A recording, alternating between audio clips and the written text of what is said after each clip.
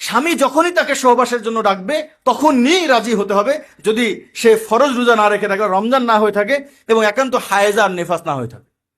এখন বাংলাদেশে বহু নারী আছেন যারা স্বামীকে কয় আজকে আমার কাছে আসবা না, রাগ করে সেই নারীর উপরে আলাইহা লাআনাতুল্লাহি ওয়াল মালায়েকাতি ওয়ান নাসি আজমাইন।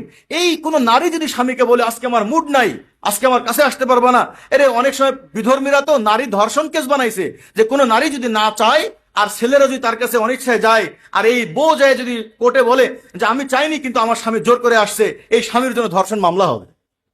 শয়তানি কোন জায়গায় চিন্তা করে দেখছেন? যেখানে আল্লাহ রসুল বলছেন যে যদি কোনো নারী তাওয়ার উপরে আপনার রুটি গরম করতে দিয়েছে, এখনো তাওয়া থেকে নামায়নি, এই মুহূর্তে যদি কোনো স্বামী বলে যে আমার জরুরত, তাওয়ার উপরে রুটি রেখে চলে আসতে হবে।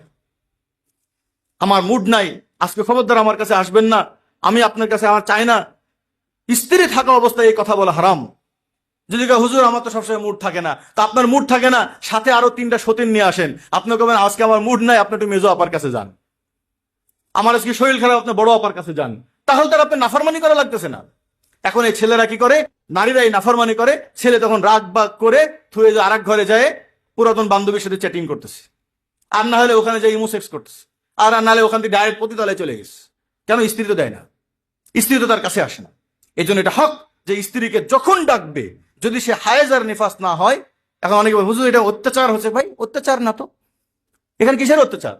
স্ত্রীকে ডাকলে স্ত্রী আসতে হবে। যদি কোনো স্ত্রী অক্ষম হয় তাহলে আরেকটা অপশন স্ত্রী দিবে, যে তাহলে আপনি আরেক বোনের কাছে যান, আমার মেজো আপার কাছে যান, আপনি যান আপনার তৃতীয় স্ত্রীর কাছে যান, তৃতীয় স্ত্রীর কাছে যান। ইসলাম তো ভাই সহজ। এখন একাধিক স্ত্রীও আনতে দিবে না, আবার নিজেও যদি না সক্ষম হয় তাহলে সেই নারী ওই স্বামীর হক নষ্ট করা গুনাহগার হচ্ছে।